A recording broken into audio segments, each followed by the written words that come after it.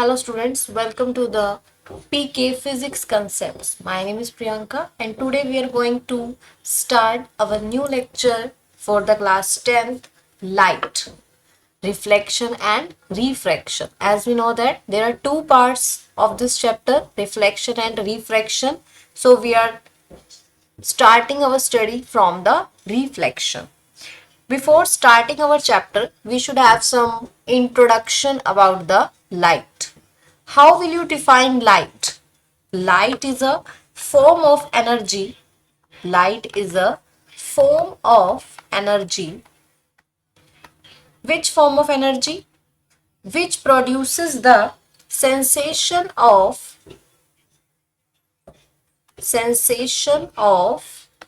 sight in it, us. Means जो हमें देखने की हमें कैपेबिलिटी देती है उस फॉर्म ऑफ एनर्जी को हम क्या कहते हैं? लाइट. तो only light is responsible for us to explore the unlimited beauty of nature like sunrise, sunset, white color of clouds, sparkling of diamonds, colorful beautiful birds, wings of birds, many phenomena. Even how can we see each other?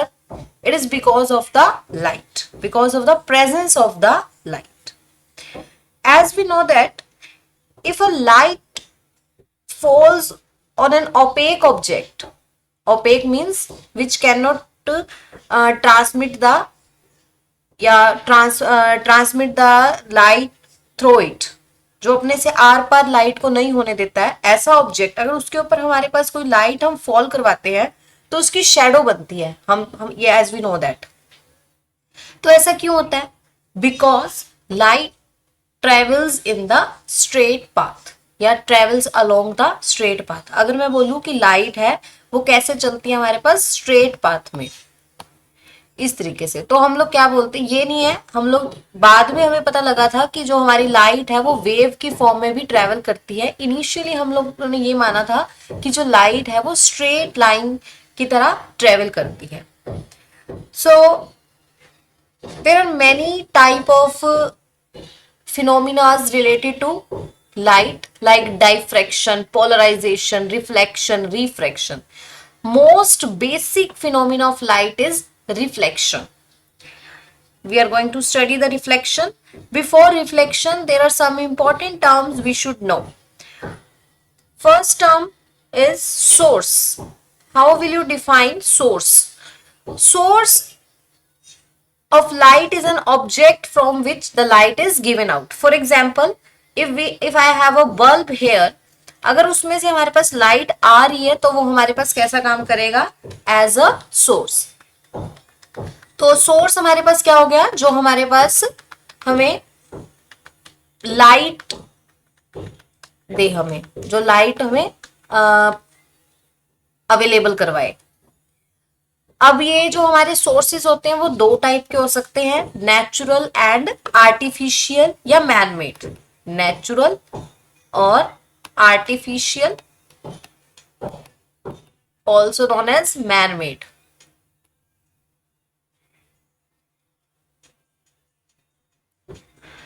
Natural light of source of light is sun, ultimate. Sun अगर नहीं है तो बाकी सभी हमारे पास जो sources हैं, artificial manmade sources हैं, वो वर्क करेंगे अनडाउटेडली. लेकिन जो हमारा जो अल्टीमेट सबसे ज्यादा बड़ा सोर्स है हमारे पास लाइट का, वो हमारे पास सन ही है and it is the natural source. Then उसके बाद हमारे पास अगर आते हैं हम लोग आर्टिफिशियल और मैनमेड की तरफ, तो हमारे पास रहेंगे bulb, tubelight, candle.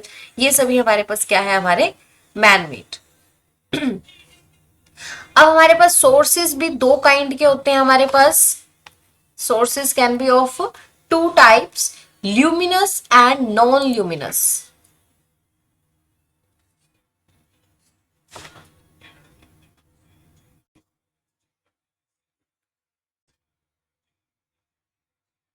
Luminous and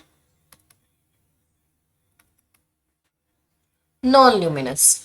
luminous means जिसकी खुद की लाइट है. For example sun, stars, electric lamp, candle, इनकी खुद की हमारे पास क्या है, एक लाइट, इनके खुद की एक लाइट है, which possesses its own light, which possesses its own light. Luminous को आप कैसे डिफाइन कर सकते हो, which possesses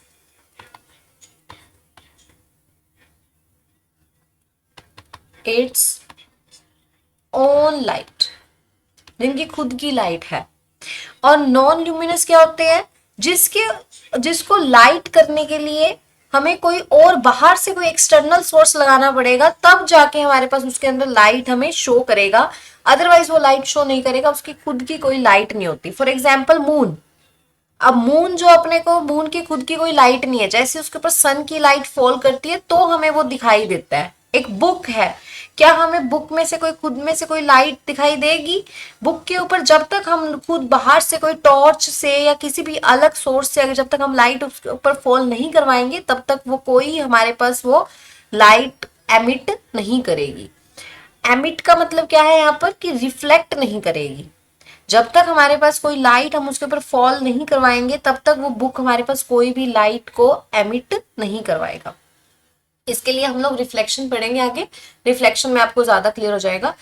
second term for our understanding of the some terms related to light is medium.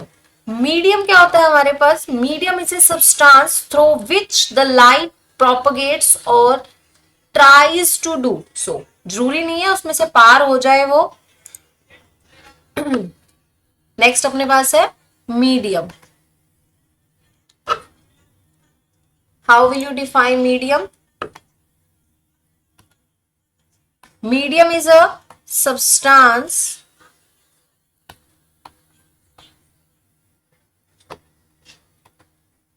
through which light propagates or tries to do so। वो try करती है कि मैं उसमें से पास हो जाऊं। जैसे मान लो मेरे पास लाइट यहाँ पर किसी एयर में चल रही है, तो हमारे पास एयर क्या है, वो मेरा मीडियम है। अगर हमारी लाइट ग्लास में से ट्रेवल कर रही है या ट्राई कर रही है उसमें से चलने की, तो हमारे पास वो क्या है, हमारे पास मीडियम हमारा क्या है, ग्लास। अगर ग्लिसरीन में से हमारी लाइट ट्रेवल कर रही है तो हमारा मीडियम क्या है, ग्लिसरीन। तो इस तरीके से हमारे पास 3 टाइप के मीडियम हो सकते हैं, transparent, translucent and opaque. 3 types कौन कौन सी हो सकती है हमारे पास मीडियम की? Transparent, translucent and opaque. How will you define transparent? Transparent is a medium through which light can travel very easily, जिसमें से हम लोग लाइट जो है सबसे ज्यादा इजिली ट्रेवल कर जाती है, ट्रांसपेरेंट मीडियम हम उसे बोलते हैं। ट्रांसल्यूसेंट होता है जिसके अंदर पार्शियली कर पाए, और ओपेक क्या होता है, जिसके अंदर बिल्कुल भी लाइट आर पार ना हो सके। अब जैसे अगर मैं आपको कुछ एग्जांपल दूं तो आप शायद इसको डिफरेंशिएट कर पाए। एयर, एयर हमारे पास इन तीनों में से कौन सा मीडियम है, ट्रांसपेरेंट, ट्रांसल्यूसेंट या opaque? It is transparent medium, क्योंकि हमारे पास पता है हमें कि लाइट हमारे पास क्या है, आराम से ट्रेवल कर जाती है एयर में। तो एयर कैसा मीडियम है अपना, ट्रांसपेरेंट। अगर मैं बोलूं पेपर, पेपर में से अपने को पता है कि लाइट पूरी पूरी आर पार नहीं होती है, पूरी पूरी ट्रांसफर नहीं होती है उसके अंदर से, कुछ लाइट हमारी रह जाती है उस दूसरे साइड। तो हमारे पास क्या कहते हैं हम लोग, वो पेपर कैसा है हमारा, ट्रांसल्यूसेंट मीडियम। अगर मैं बोलूं वुड, तो वुड कैसा रहेगा हमारे पास, ओपेक मीडियम।